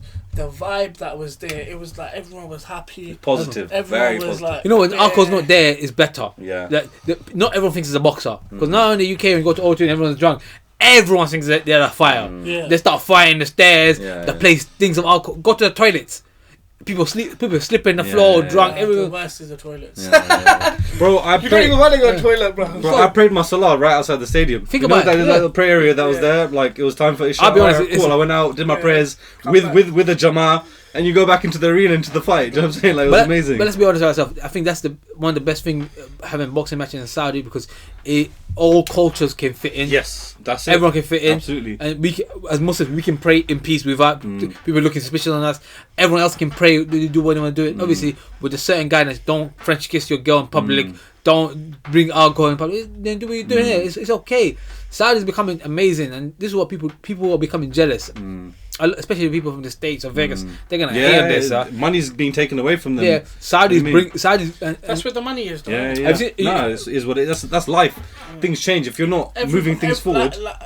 You're all prize fighters at the end of the Full day. So prize, if you can make even like 2 million extra to fight in Saudi, you're gonna go do it. You know what? For example, me, I like AJ. Like AJ had done Wembley, 80,000 people come and watch him. I want to do the same thing in Saudi. I've already got a plan. I will get a stadium. I want to cover at least 60, 70,000 people in Saudi, inshallah. And so the way boxing will be conducted in Saudi, you seen how the event was, how they build Beautiful. up. Yeah, beautiful. In 3 months, they built the whole thing up. Have they knocked it down now? No, the tennis was there. They put the tennis there like a week later. Other stuff now. They've taken it down. Events. They've taken it down. Yeah. Different events every week. They put tennis there, and I think they took it down after tennis. They put something else there. Yeah, And just the rings come on. yeah, But because what they want is they want people to go to Diriyah. yeah. Do you know what I mean? So however the stadium needs to look. The they'll is get a it done. very historical city. It's very historical. Has so much history behind it. I was actually excited to fight in Diriyah. It's basically like if the fight was in Windsor Castle. Do you know what I mean? That's the equivalent. Like that's where the Saudi royal family came from. Yeah, Do you know what I mean? Diriyah. That was their village. That they came from. Our Saudis we call it our forefather King Abdul Aziz.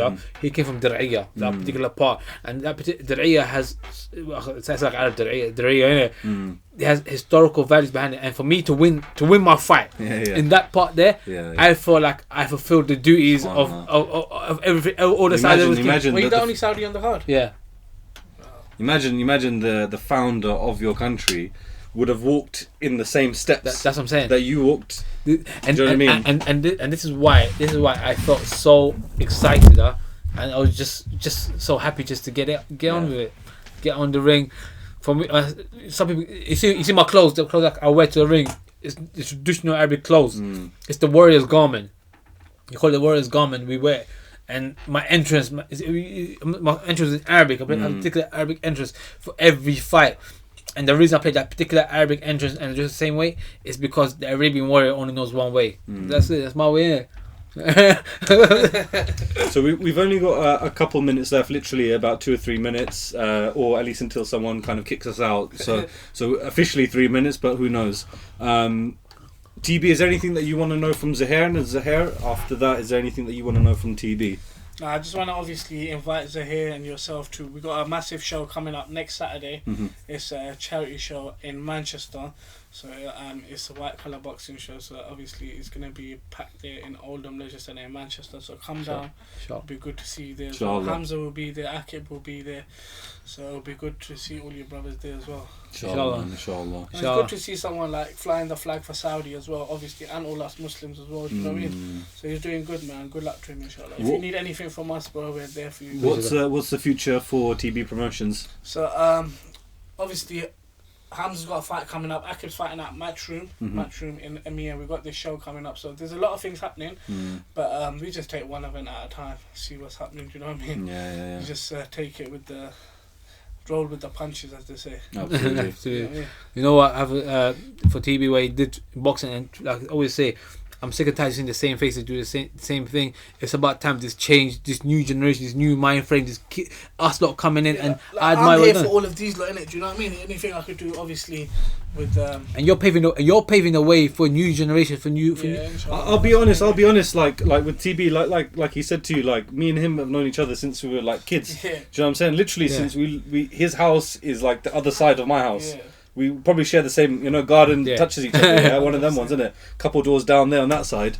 And I remember one of my boys was saying to me like, oh yeah, you know TB. And I'm like, who's TB? He's like, yeah, TB. He's a big guy. Like he's doing big things in boxing and slam. I'm like, what? Who's TB? Who's TB? He's like, no, bro. Everyone. You see the picture, he's like, what? I was like, hey, who's TB? I was like, that's Raza, bro. You know what I'm saying? Like I know him from just first day from growing up. Yeah. So for me, it was sick to see there's a guy from my ends. Did you know he was unboxing before? I had no idea because we my cousin, Ali's my name as well. Oh, Ali, we're both together. Ali Raza, yeah. No, that's I just know Ali Raza always together. Do you know what I'm saying, innit? Mashallah. But yeah. So for me, when I saw that, I was like, this is sick because for me in my ends, as you know, there's like no one does anything. Do you know what I'm saying? No one does anything that is like. Different. Do you know what I'm saying? People do businesses, that's fine. But something that's different, something that's like. You know what? It was just a dream to do one show. All our shows we do for charity, innit? Alhamdulillah. So the first show we done, we raised. We done it in Slough, like in our area. We raised like £55,000 for Rohingya refugees. Mashallah. So we gave. I went out there myself to Bangladesh, Cox's Bazar. It was an amazing experience, and we provided water facilities and like wuzu khane and that for like 15,000 refugees that were stuck there. So and the next one we done for Yemen.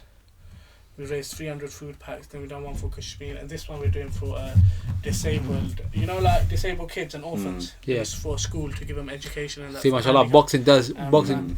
There's some amazing stories. Not just like obviously, I do shows in white collar, innit? So they're not professional, but inshallah one day the dream is to do professional shows, innit?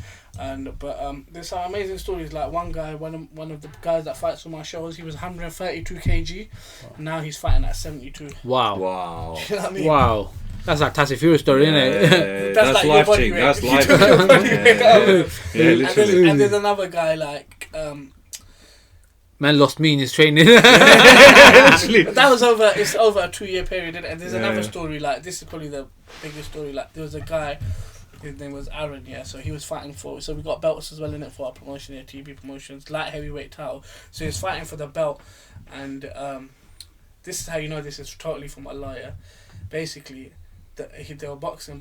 His opponent's shoulder popped out. Oh God! So he won the belt by default, and then he got basically he split up with he had a kid, but he never see the kid, and his missus left him before the kid. So the kid was 4 years old. He won this belt. She's seen him on social media as a champion. She's messaged him saying, "Do you want to see your child?" Wow. He'd never see his child. 4 years later. That must have broke him, man. Bro, he's crying to me on the phone saying, "You changed my life." I was like, I didn't do nothing, bro. It was you. But you know what I mean? Amazing stories come out of boxing, man. Oh, we could go on all day, but we only got 2 minutes. But you know what I mean? And then obviously we got helping the pros, like working with Hamzah, which is a total blessing, just to be part of his journey. 20 years old, WBO super welterweight European champion, 15th in the world already at 20 years old. So he's doing good. And then Akib's got his huge opportunity on a matchroom card. He's 4-0. So alhamdulillah, there's a lot going on. But obviously anyone needs anything, any support from myself, I'm here. You lot know my Instagram's TB_promoter. Get at me. And inshallah, I'm going to obviously be following Zuhayr's journey as well. Speak to his brother Fahad, get into the team and that. Be part of the Saudi family as well. Inshallah. And Zuhayr, what about yourself, man? What does the future hold for yourself? Where are you looking to go? What's your next kind of moves? I'm looking to bust up some lightweights. That's the right answer. That's it. Do you know what? Just, let me be a bit more civil about it. I'm looking to challenge some lightweights and dethrone them, take over, and inshallah, just keep inspiring the youth. Just take for me, just to fulfill my vision, to fulfill my goal, make my mum happy, buy my mum that house she wanted, and that's it, man. And work more. I'm lucky to come up today. Me and my brother TB, alhamdulillah. It's all, like I said, boxing brings many blessings in disguise. Absolutely. Before you realize it, you don't have friends. You make brothers. Yeah, that's it. You make brothers, and your brothers and boxing brothers last forever. Real talk, they last forever. A friend you meet in Sainsbury's, you forget him tomorrow, but a boxing friend that you see him in the gym next week, I'll call you for the boxing match. Yo, you gonna watch this fight if you want? But obviously we're happy to help Zuhayr. Like when he's fighting in the UK, we're definitely gonna be involved, selling tickets for him, trying to get him a few sponsors. You know Absolutely. what I mean? So exactly what we do for the others as well. No, and that was one of the reasons why I thought, I spoke to Zuhayr a while ago about this date, and then I thought, you know what, like we were meant to do a podcast as well. I thought, you know what, let me just, because this is what I'm all about as well. Is I'm all about making sure that I'm connecting people that need to be connected. To be honest, you're doing an amazing job. Obviously, Okay. how proud you are of me, I'm as much proud of you. Vice versa. No, it's respect as well. Man. You're my little brother. Man, I appreciate that, We're man. growing up together. How's your brother though? They're all good, man. They're all good. Everyone's just doing their thing now, man. That's one's in Dubai, one's in London. Yeah. Everyone's just doing their thing now, alhamdulillah, man. It's good, man. But your following is growing all the time, and it's good to inshallah. see you interviewing the right people, getting the right people on. Yeah. You know what? Help you need from us. No, absolutely. I mean, we'll get Akib on as well. You know the funny story with the Hamzah Sheeraz interview, yeah, bro. I was messaging this guy on DM like, yo, Hamzah, please, man, let's do this, let's do that, yeah. I interviewed this guy, and no response, yeah, nothing. I'm like, oh fuck, man, where is this?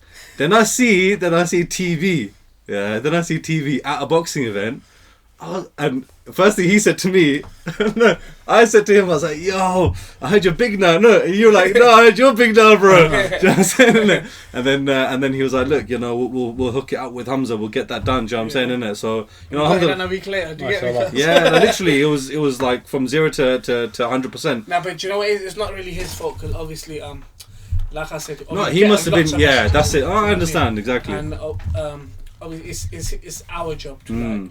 The team's job to obviously get the right content for him. In fact, to be honest with you, once I had done the podcast, after that I was like, alhamdulillah, like that I got the opportunity, and I'm glad that it's like that, because you don't want someone who's just gonna go off in every TV station, everything. You know what I mean? Like you want people who are quite selective, with who they choose to as well. Like even with Zuhayr, the only reason that we're here, I'm sure if I DM'd you, it'd been one of many DMs. But it's because we met each other, we spoke to each other. I told you what we're doing, and you are talking to. And alhamdulillah, it's good, man. Alhamdulillah. I've always got the vision. Everyone should support each other, and no matter what. That's my vision as well. Yeah, support each other. Support each other, and you lot build up. Before you realise it, you do something from your good intention of your heart, and before you realise it, fingers picked up. You can tell people with clean intentions for you anyway. So it's really important to support your own people, whether you're Arab, whether you're Pakistani. Support each other, because with each other's support, you're going to be bigger than you were 100%. You know what I mean?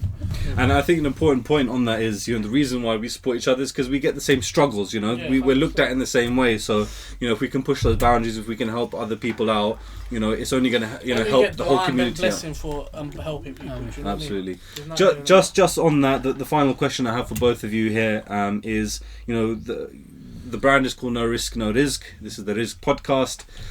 What advice do you have for people who, and when I say rizq, what I mean is people who are pursuing their dreams and they're following their dreams in order to get to their rizq. Rizq will be in the akhirah. True rizq will be in the akhirah anyway, right? So the journey of life, is taking risks in order to get your rizq. So just to both of you, obviously individually first, what, for example, TB, what's your advice to people watching this in order to kind of, how would you motivate or inspire people to kind of go out, take their risks in order to get their rizq? Firstly, I would say be self-motivated. Don't rely on people to motivate you personally. Sorry. Be self-motivated. Don't rely on people to motivate you, because then you'll only get so far. Believe in yourself, because to achieve it, you got to believe it. Do you know what I mean? It's dream it, believe it, achieve it. So you got to believe in yourself. If like me, I didn't think I was going to be a boxing promoter 5 years before or 10 years before, but I've just followed the dream, followed the passion, and everything comes from Allah anyway. So just keep believing in yourself. Never ever let go of your passion. Work hard, because hard work makes the dream work. So if you don't work hard and don't have belief in yourself, then you're only going to get certain to a certain point in life. But believe in yourself, because you can all achieve great things. He's inshallah going to achieve great things in boxing. You're doing your thing on your journey. We're doing our thing on our journey. Hamzah's doing his thing, whatever. Hakim doing his thing. So everyone's got to believe in themselves personally and believe in your team as well. So, and keep the right people around you. Keep your circle small so you have less distractions, but have the right people around you as well. That's really important. Because if you have the wrong people around you, you will go the wrong way. So have the right people around you, believe in yourself, and everything comes from up there anyway. So your rizq is written. Absolutely. And for yourself, Zuhayr, what advice would you give people? TV has covered, has touched the important factors and the main base about it. But I do want to add one small thing to it. Before my boxing career picked up, or anything picked up, I had many doubters. People disbelieved in me, and one of the doubters, obviously, I'm just gonna say for the purpose of this, was my father. He never believed in me at all. He actually disregarded it. He said, "Nah, it's gonna happen. You're wasting your time."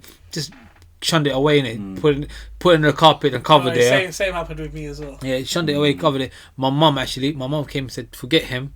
You can be a world champion. I'll give you anything." And she actually supported me through my journey, paid for my gym, everything. She used to pay me to go training. I remember there was times I had no money to go gym. She used to give me a little bit of change, a pound there, to pay for my gym fees, to go gym and so on.